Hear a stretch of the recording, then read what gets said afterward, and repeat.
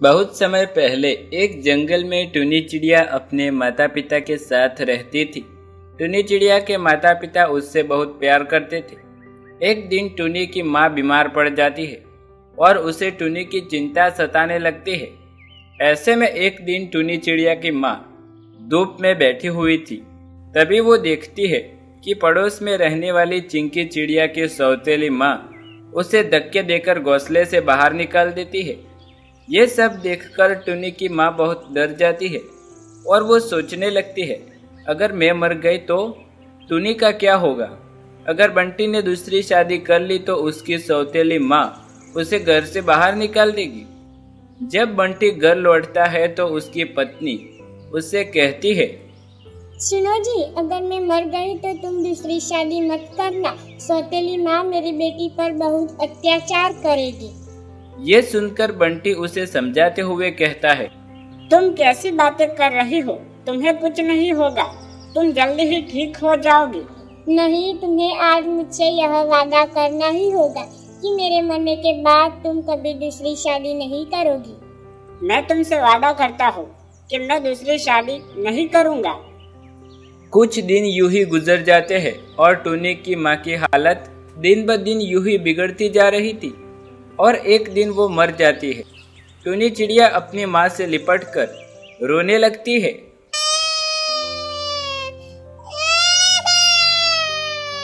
उठो ना माँ, तुम कुछ बोल क्यों नहीं रही हो? उठो माँ, अपने बेटी को इस तरह छोड़कर कहाँ चले गई? माँ उठो ना, आंखें खोलो। अपने बेटी को रोता हुआ देखकर बंटी उसे चुप कराकर बोलता है, तेरी माँ बहुत अच्छी थी, इसलिए भगवान ने उसे अपने पास बुला लिया। अब बंटी अपनी बेटी का ध्यान रखता था और काम पर चला जाता था। एक दिन उसके घर कालू कौवा आया और उसे कहता है, तुम कब तक भाभी के गम में इस तरह डूबे रहोगे? मेरी मानो तो तुम दूसरी शादी कर लो। टुनी अभी बहुत छोटी है, उसे माँ की जरूरत है।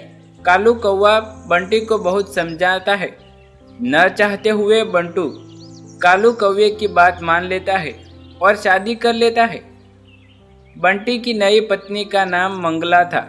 वो शक्ल से बहुत भोली थी, वास्तव में वो बहुत निर्दय थी।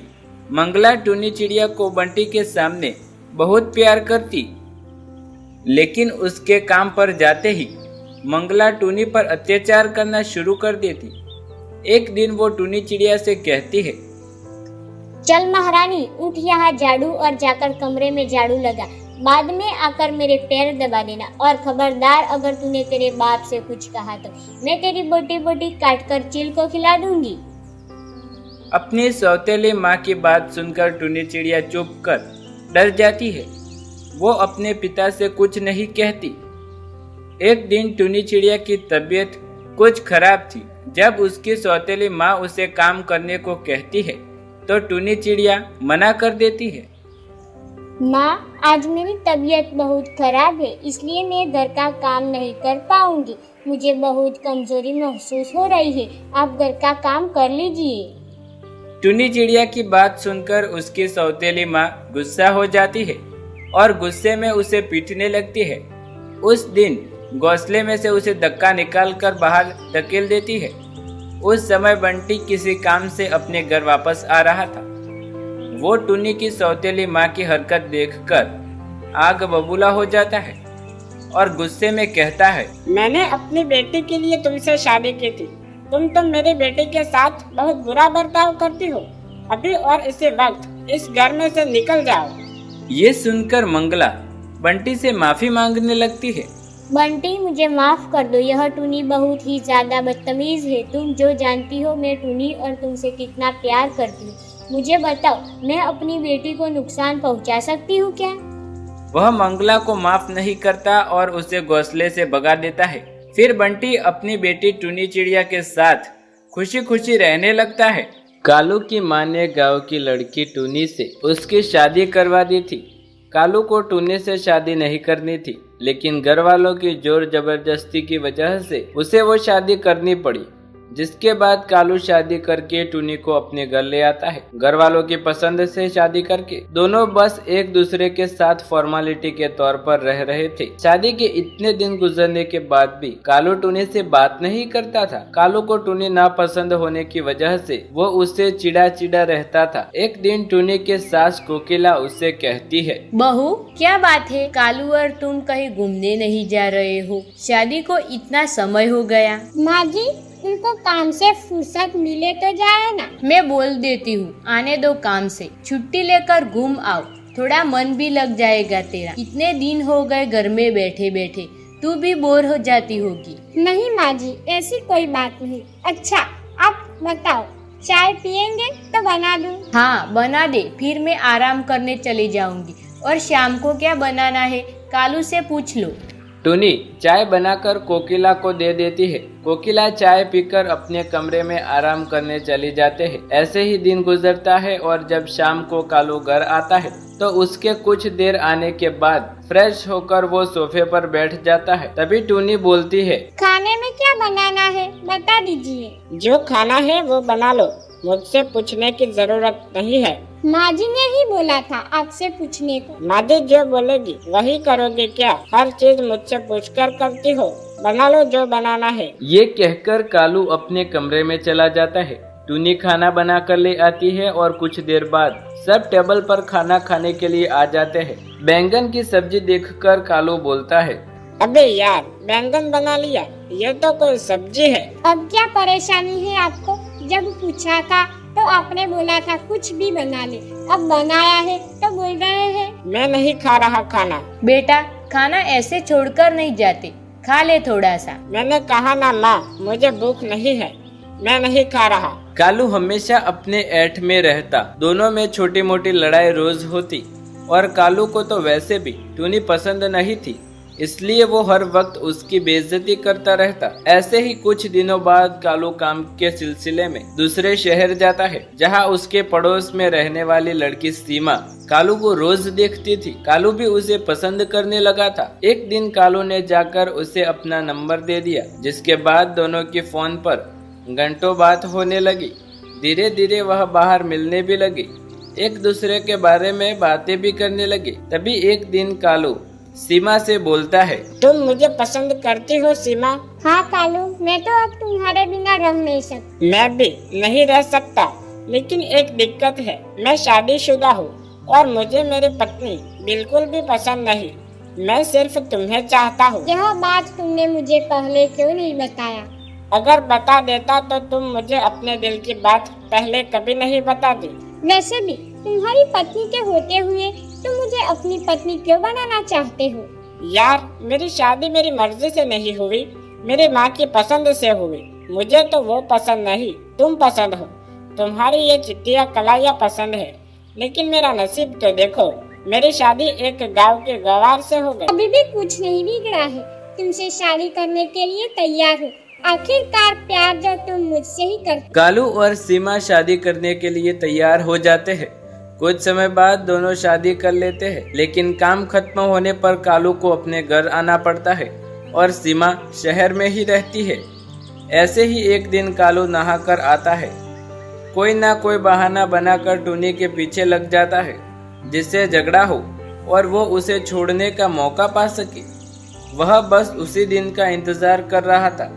ऐसे ही एक दिन कालू के शर्ट पर बाल मिलता है। टुनी उस बाल को कालू को दिखाते हुए मजाक में बोलती है, यह इतना लंबा बाल आपके ऊपर कैसे आया?